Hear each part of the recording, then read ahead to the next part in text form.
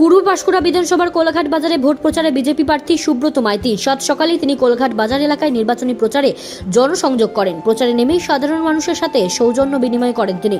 স্বতঃস্ফূর্ত সাড়া মেলে সাধারণ মানুষের কাছ থেকে দুহাত ভরা আশীর্বাদ নিয়ে ভোটের বৈতরণী পার করবেন বিজেপি প্রার্থীকে কাছে পেয়ে দুহাত বাড়িয়ে শুভেচ্ছা জানায় সাধারণ মানুষ। ভোট প্রচারের মাঝে জৈন মন্দির এবং রাধা মাধব মন্দিরে গিয়ে প্রণাম করে আবার প্রচার সারেন তিনি।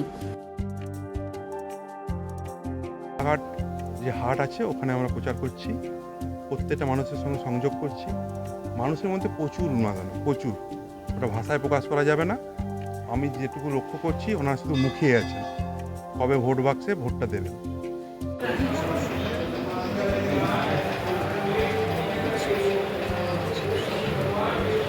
ঘুরে আসছে